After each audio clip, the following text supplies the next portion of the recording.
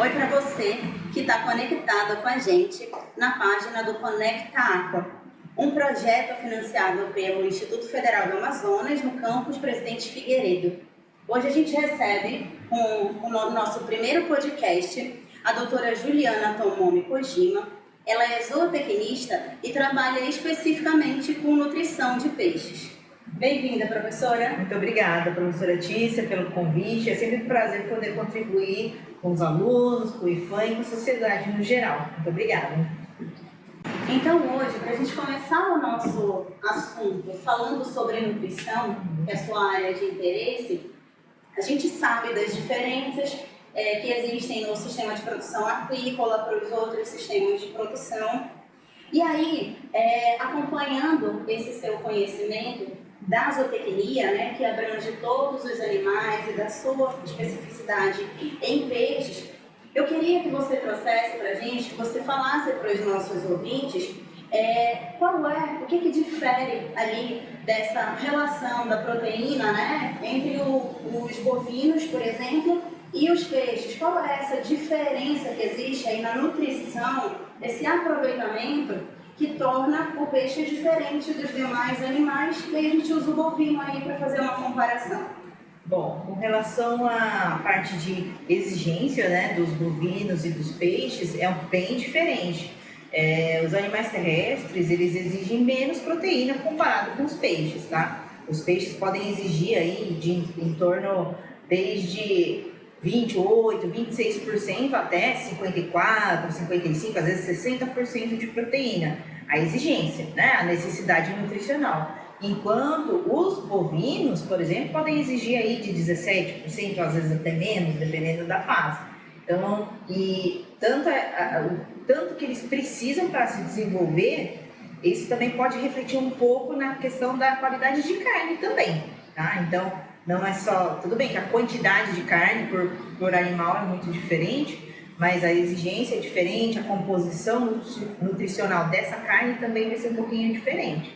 Então, a gente vê, né, de 17% para 54%, 55% é muita coisa de proteína, e justamente o nutriente mais caro das rações é a proteína.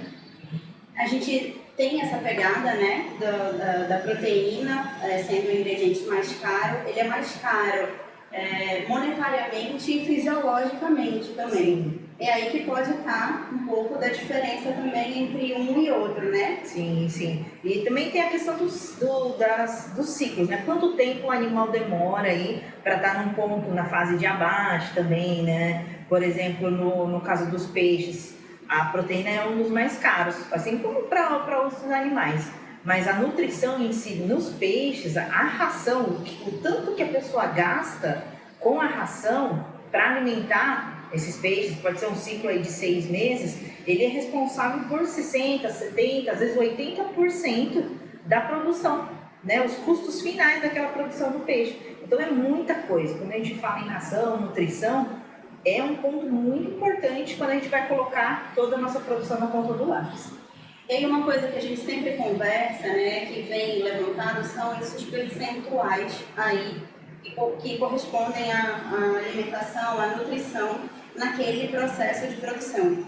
Então a gente enxerga aí a nutrição como um ponto forte da cadeia de produção do pescado e um ponto forte para quem trabalha lá com aquicultura ter bastante atenção, né? Então, você considera aí que a nutrição, ela, para quem está nos assistindo, que está se formando, né, para os acadêmicos e até mesmo para quem está lá na produção, você consegue considerar para a gente que a nutrição, ela exige mais dos profissionais, dos estudantes, um pouco mais de atenção, porque qualquer detalhezinho ali no cuidado com a proteína, ele vai se refletir em algum valor, né, em uma parte econômica muito grande no sistema de produção. O que acontece é que a gente também tem que levar em consideração que dependendo da fase do animal, vai ser uma exigência diferente. É igual para nós humanos, né? Criança precisa de mais nutrientes porque está em fase de crescimento, né? Os peixes também é a mesma coisa, numa fase mais jovem, eles precisam de mais proteína para crescer, né? Exatamente para formar os órgãos, terminar de formar os órgãos, desenvolvê-los, crescer, porque eles precisam depositar proteína para virar músculo, que mais para frente, depois do abate, vira filé para a gente, que é o nosso material de interesse, né? Então, a nutrição, ela garante que os animais tenham esse aporte, todas as substâncias e os nutrientes necessários para poder crescer e virar filé, alimento para a gente.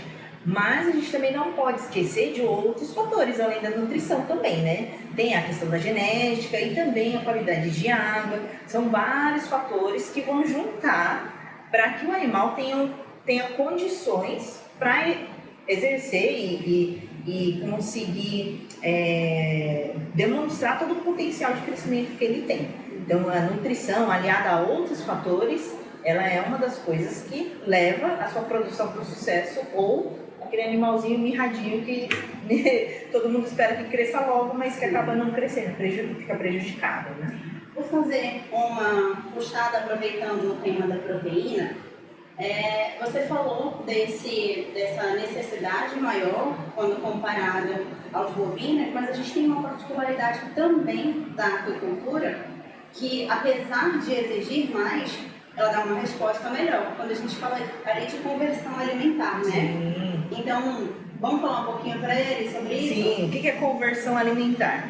É o tanto de alimento que aquele animal precisa ingerir para ele conseguir depositar em forma de massa muscular, né? Massa muscular ou até mesmo peso, seja gordura, alguma coisa assim. Mas é o quanto que ele consegue aproveitar para fazer com que o corpo cresça. Então, o que acontece? Nos peixes, a gente pode ter aí conversão alimentar, às vezes é o extraordinário, né? Que é o que a gente quer, que é 1 para 1, ou seja, 1 quilo de alimento para ele conseguir ganhar 1 quilo aí de peso, seja ele músculo, um pouquinho de água, um pouquinho de gordura. Mas a gente vê aí 1,2, 1,5, né? 2 já é meio complicado, porque imagina, um animal que precisa comer 2 quilos de alimento para conseguir produzir 1. Você está perdendo 1 quilo nisso, né? Mas essa conversão alimentar depende muito das espécies, da fase. Aí comparado com outros animais também é um pouquinho diferente, né? A gente vê aí 1,8, às vezes 2, dependendo do animal e dependendo da espécie, tá? Da fase também. Mas os peixes geralmente já está em torno ali, por causa dos estudos que tem, com exigência nutricional, manejo alimentar, né? E algumas rações específicas para a espécie, para aquela fase, a gente consegue aí em torno de 1,2, né? 1,2 de alimento para ganhar 1 quilo de peso, de massa corpórea. Joia. Essa parte aí da proteína já ficou bem esclarecido, a gente já conseguiu puxar um bocado aí de informações da professora Juliana para vocês. Então, professora Juliana, voltando para essa parte da proteína, já ainda encaixando essas informações que a gente precisa conhecer, nós vimos o quanto os peixes aproveitam, né, em relação aos outros animais terrestres, e o nosso animal terrestre mais produzido, que chama mais atenção, são os bovinos. E aí eu queria lhe perguntar, assim, com relação a essa produção, já que na aquicultura a ração, ela representa, não só a ração, a alimentação de forma geral, o manejo nutricional, a ração e etc., eles conseguem atingir até 80%, muitas vezes, do custo dessa produção. Quais são as estratégias que a gente pode fazer para baratear esse custo de produção e ainda assim tornar essa cadeia competitiva com rações de menor custo, aproveitando os potenciais locais? O que é possível fazer quanto a isso? Para você conseguir, né, tentar baratear, o ideal é sempre você ter um controle, né, inicial de realmente o que está saindo de ração para alimentar todos esses peixes, se realmente é aquilo mesmo que os animais precisam consumir. É o começo, né? Primeiro, para você ter todo um controle aí do que está entrando na sua produção.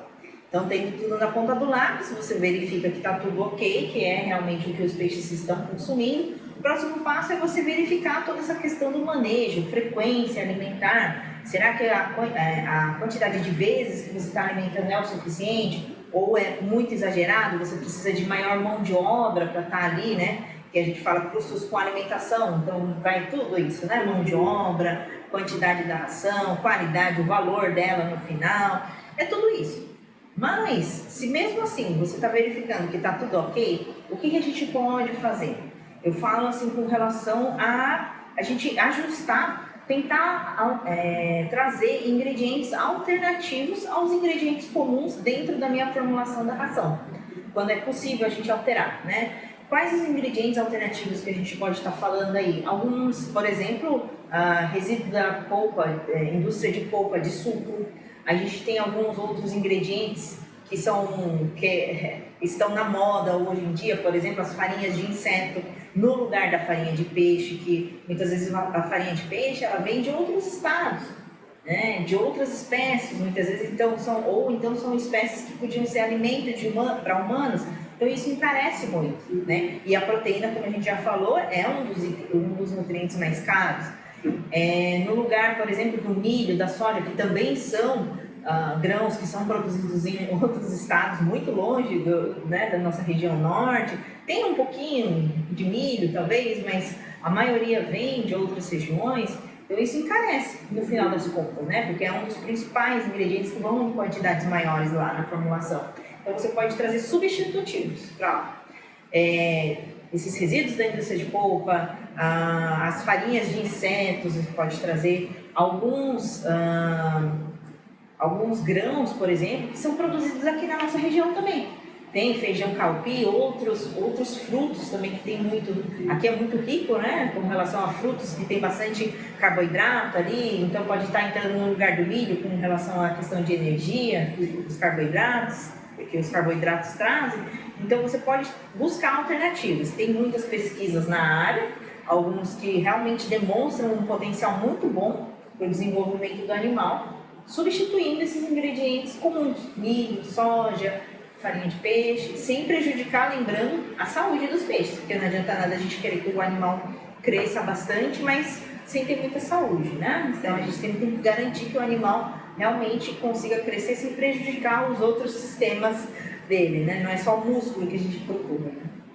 Então, considerando isso, na sua opinião, quais são as principais características que um ingrediente alternativo precisa apresentar para ele se tornar um substitutivo desses tradicionais de indústrias e de produções que são externas, principalmente Sim. na nossa realidade Amazonas, né? Sim. Que a Amazonas se torna o limite maior do Amazonas é a distância, é a interligação com os outros estados. Mas a gente sabe também que ingredientes alternativos não são utilizados só no Amazonas. Então, quais são as principais características que esse alimento, esse ingrediente, ele precisa reunir para que ele se torne um potencial para ser um ingrediente alternativo? A gente tem que pensar nas seguintes características, né? Porque a gente tem que levar em consideração alguns fatores principais, tá? Para ele ser considerado aquele ingrediente um potencial substitutivo, a gente tem que ver assim, será que tem grandes quantidades naquela região? E será que é voltado para consumo humano ou não, né? Porque não adianta nada a gente tirar do consumo, o né? valor econômico, Sim. o valor social também É muito grande, sim. Além disso, a gente precisa depois, tirando as características sociais e ambientais envolvidas naquilo, a gente tem que pensar na questão já nutricional, né, daquele ingrediente. Será que ele é digestível? Ou seja, será que o animal consegue digerir aquilo e consegue aproveitar, absorver os nutrientes? É um dos primeiros testes que a gente faz quando a gente está lidando com essa substituição por ingredientes alternativos, tá? Depois disso, a gente precisa saber, será que realmente ele tem os nutrientes que a gente precisa? Né? Será que é interessante? Quantos por cento ele pode chegar a substituir determinado ingrediente comum ali na minha formulação sem prejudicar a saúde? Porque às vezes, dependendo do ingrediente vegetal, principalmente, que a gente tem como potencial, né? Substituidor desses ingredientes, a gente vê que pode ser que tenha algum fator antinutricional que pode prejudicar a absorção de outros nutrientes ou até mesmo causar, por exemplo, uma inflamação intestinal e fazer com que esse animal adoeça, né? Não consiga absorver os outros nutrientes que realmente ele precisa. Então a gente tem que ver não só a questão social daquele ingrediente na região, mas também a questão nutricional e relacionada à saúde. E associado também, de repente, a capacidade de ele sustentar uma cadeia de produção. Sim, também, né? É porque vão em grandes quantidades. E se for um alimento que é interessante para alimentação humana e para animal como o milho, a gente tem que pensar, será que é possível produzir tanto assim? Sim. É porque alguns ingredientes a gente sabe que vem de extrativismo, pelo menos aqui na nossa região, né? Eu me refiro aqui, porque algumas vêm de extrativismo e tem épocas, são muito sazonais. Tem só em uma determinada época e na outra não tem. Então a gente também tem que se preocupar com isso, né? São muitos fatores, né? Não dá para falar, esse ingrediente gostei, vou substituir, vou trocar pelo milho. Então não é tão fácil assim. Então, mas as pesquisas estão aí para a gente poder estar respondendo todas essas perguntas, essas dúvidas. Aí depois que a gente formula a ração, faz o teste em laboratório, vem os testes a campo, né? Que são em viveiros já maiores, dentro de pisciculturas. Aí o engenheiro aquícola, por exemplo, ele pode estar entrando aí para dar uma assistência, fazer cursos de extensão relacionados a esses potenciais ingredientes que já foram testados em laboratório e ele quer trazer aí para a produção. Perfeito. O que é mais importante, assim, para a gente lembrar para os acadêmicos, os recém-formados na área de engenharia de agricultura também, é isso, é que em todo esse período que eles passam ali, né, na academia, eles vão ser capacitados para chegar nesse ponto. Sim. De conseguir fazer essas escolhas, de conseguir fazer essa identificação, né? Especialmente na área de nutrição, como você estava falando. Então a gente vê como o trabalho de um nutricionista, né, formado na área de zootecnia, se encaixa na aquicultura e trazer também a importância de vocês, engenheiros de aquicultura, os formandos em engenharia de aquicultura, os estudantes de engenharia de aquicultura, como vocês, o trabalho de vocês é importante na cadeia de produção de peixes, de todos os organismos aquáticos no geral. Então agora, para que a gente trouxe toda essa informação da cadeia produtiva, né, da comparação da aquicultura com os demais sistemas de produção de carne principalmente, né? Carne, quando a gente fala, não é só a carne bovina. Carnes para serem consumidas, frango, peixe, todas as demais proteínas. A gente sabendo que tem essas alternativas de baratear o custo de produção ali na aquicultura, na piscicultura em específico, como que você pode trazer para a gente essa comparação em termos de consumo desse produto final, que é o resultado da aquicultura, que é o resultado dessa produção, do acompanhamento, desse pensamento em trabalhar aquele animal para ele se tornar um produto. Quais são as principais diferenças, né? Porque são várias. Quais são as principais diferenças entre você consumir um pescado e consumir os demais tipos de proteína oriundos de outros animais? Olha, assim, né, se a gente for falar em termos de questão, os aminoácidos, que são o foco principal ali da proteína, né, porque a proteína é formada por vários aminoácidos. Tanto a carne bovina, vou usar o exemplo bovino e peixes, tá? Mas bovino falando numa forma geral. Mas bovino e peixe, a quantidade, assim, os aminoácidos, eles estão bem balanceados nos dois tipos de proteína. Porém, o que diferencia é a quantidade total de proteína, uma das coisas, tá? É quantidade total de proteína e quantidade total de gorduras saturadas. Nos bovinos, a quantidade de proteína é um pouquinho maior, gira em torno aí de 25%, 34%, mais ou menos, tá? Já comparado a outros peixes, pode chegar de 17% até uns 28%, 30%. Tudo depende, é claro, da espécie, da fase, tá? Do tamanho, né, que esses animais se encontram e também da questão do corte, né? A gente sabe que o cupim é um pouquinho mais gorduroso, o filé mignon tem aquela capa de gordura, então depende muito do corte também, tanto para o bovino quanto para o peixe. Aí falando um pouquinho em gordura, O peixe leva uma vantagem, tem menos gordura saturada. Os bovinos têm um pouquinho mais. Peixes têm em torno de 0,2% até mais ou menos uns 3%. Já os bovinos têm de 3 até 8% de gordura saturada, mas tudo depende, de novo, da espécie, da fase e do corte. Por que a gente fala de gordura, né, saturada, essa diferença? Porque a gordura saturada todo mundo já ouviu falar tanto, né, que é aquela gordura que faz mal, que pode causar um entupimento das artérias e tudo mais. Só que não é só a gordura ruim também. Os peixes, dependendo da espécie, que a espécie marinha é o que a gente mais vê, tá? As espécies de água doce podem ter também, dependendo da alimentação, tá bom? Mas é a questão de presença de ômega 3, que é justamente aquela gordura boa que vai proteger o nosso coração contra alguma doença, né? Problemas cardíacos, tá? Principalmente. Depois dessa questão assim, mais geral, relacionada à quantidade dos nutrientes que essas duas proteínas têm, a gente pode falar também da questão até física mesmo. O músculo, na verdade, são aquelas fibras musculares. No caso, eu acho que todo mundo já deve ter ido para um churrasco, comeu bastante carne bovina e fica super satisfeito por muito tempo. Demora bastante a digestão. Agora, quando a gente almoça um peixinho cozido, a digestão é super rápida, né? Uma hora e meia, 2 horas depois a gente já está com fome. Por quê? Né? A digestão é muito mais rápida. Por que será? Exatamente por causa da espessura dessas fibras. No caso dos bovinos, a fibra é um pouquinho mais espessa, o diâmetro é bem maior.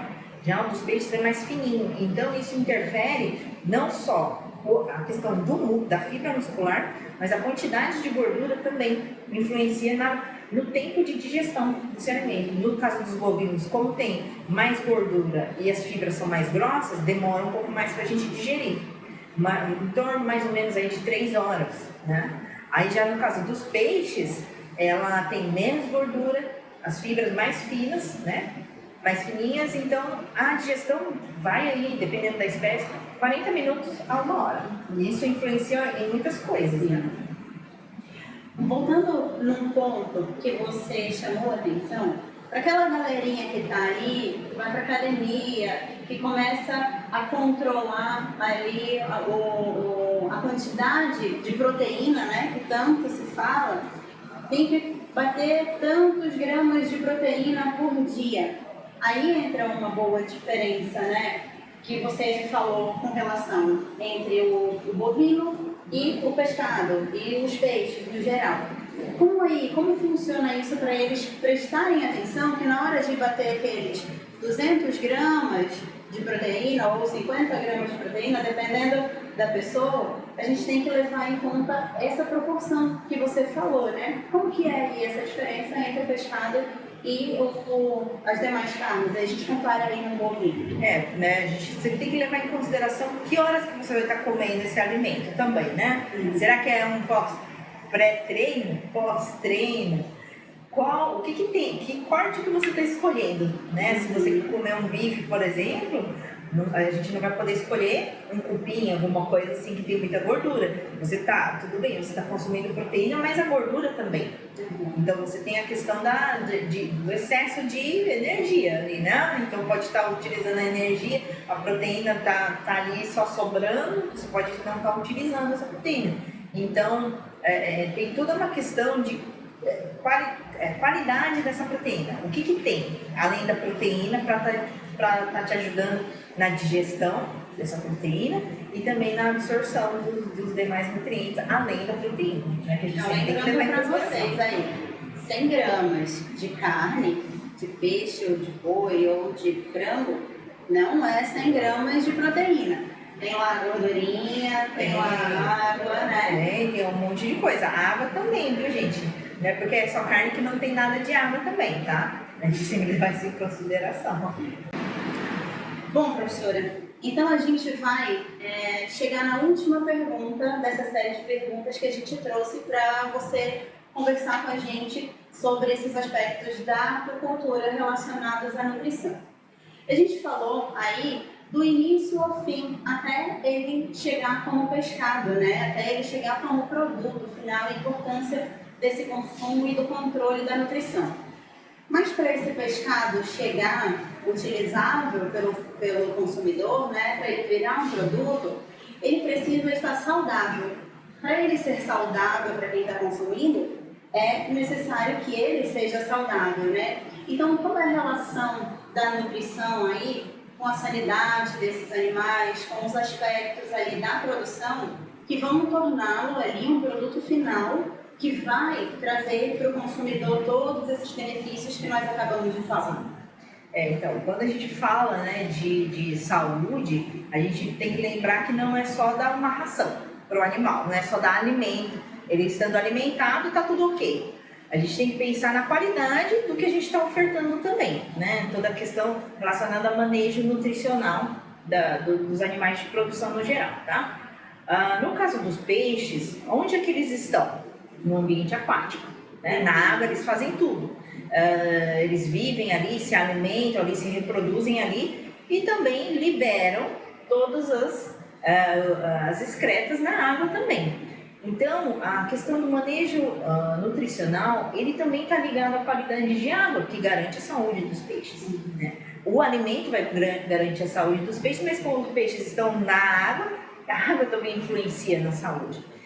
O que acontece? Se você dá uma ração ruim, eu falo ruim com relação à digestibilidade, né? Não é tão digestível assim, ou então está faltando nutriente, o excesso também de nutrientes não é legal também. Então o que acontece? Tudo vai estar sendo liberado para a água.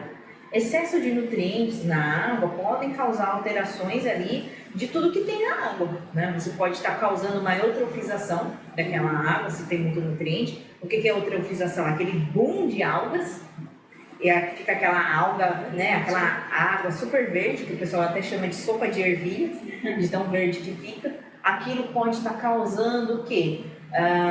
Não só impede a entrada de luz, impede que os animais consigam ver a ração lá em cima, né? Na superfície da água.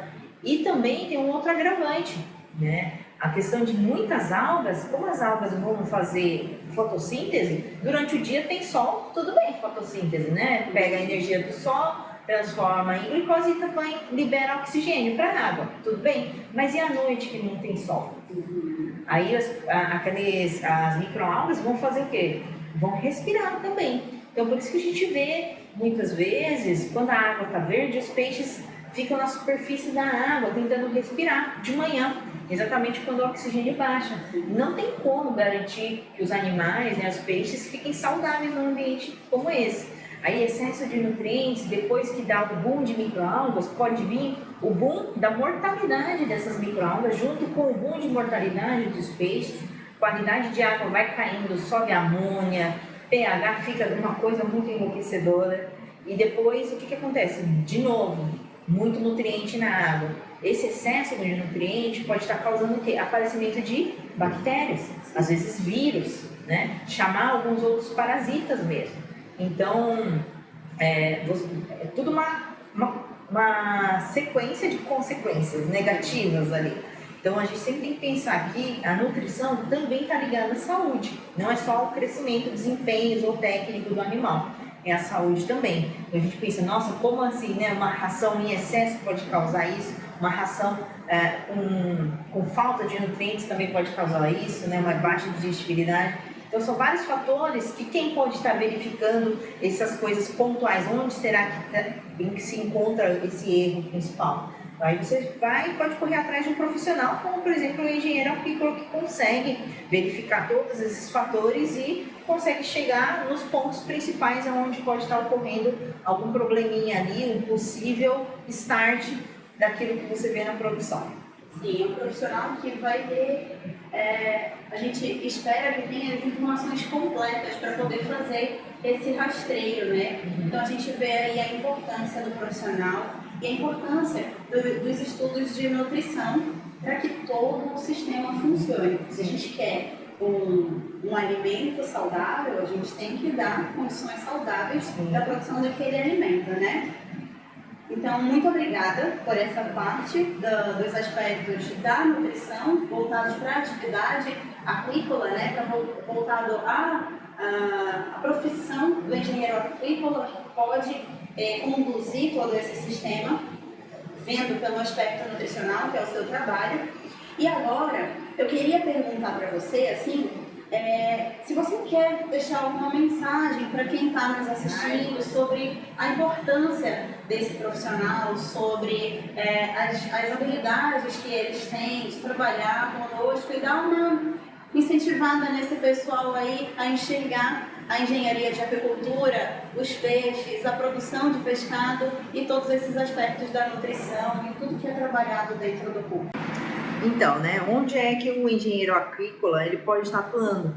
Ele pode atuar em várias frentes aí dentro, não só da produção, mas como o que antecede e o que vem depois da produção, tá? O que eu falo assim, antecede, pode dar mini cursos, cursos de extensão, pode dar aulas também, tanto no setor privado quanto no público. Eles podem estar atuando na montagem e elaboração de projetos da linha de processamento, projetos da parte de fazendas, né, aquícolas. Ele pode estar atuando ali também na exploração sustentável daqueles recursos, tá? Trabalhar com a ecologia aquática e, enfim, muitas coisas que o engenheiro aquícola pode estar trabalhando. Tem algumas pesquisas que correlacionam o engenheiro aquícola vendo que o empreendedorismo é uma das coisas muito viáveis mais para frente, né? Então, quem tem aquele tino para negócios pode estar atuando nessa área também, tá? A questão assim, onde é que eu posso estar atuando mais? Principalmente em sistemas mais intensivos, né? Aquelas de recirculação de água, principalmente, é bem interessante. Porém, na nossa região a gente tem os viveiros mais semi-intensivos, né? Os viveiros escavados, que você pode estar atuando ali também dentro das fazendas, tá? Uma curiosidade que muita gente pergunta, né? Mas quanto que será que o engenheiro aquícola já começa a ganhar logo depois que se forma, né? Na graduação? O salário médio está em torno aí de R$3.000, tá? Só falando assim, depende muito de estado para estado também. Porém, é o seu salário inicial, média salarial. Conforme você vai se qualificando, ganhando especialização, mestrado, doutorado, esse salário também tende a aumentar, tá bom? Um outro ponto que eu gostaria de sempre estar enfatizando é que os engenheiros aquícolas, eles, além do setor privado, que é o que a gente mais vê a atuação, né, desses profissionais, eles também devem estar em ambientes públicos também, como, por exemplo, instituições ligadas ao setor do meio ambiente, né, governo federal, órgãos de extensão rural, prefeituras municipais. Por quê? É para aumentar essa representatividade de vocês, para auxiliar, né, e melhorar a construção de políticas públicas e também incentivar a categoria, né, a sempre estar presente nessas instituições públicas para conseguir mais recursos, conseguir mais direitos também, tá? Então eu peço para que vocês consigam se unir e consigam chegar a todas essas instituições, sejam elas privadas como as públicas também, tá bom? Então, boa sorte a todos, muito obrigada pelo convite, foi um prazer estar aqui com vocês hoje. Então, hoje, agradecendo a sua participação, a gente encerra mais uma edição desse podcast do Conecta Aqua. Fiquem ligados e até a próxima.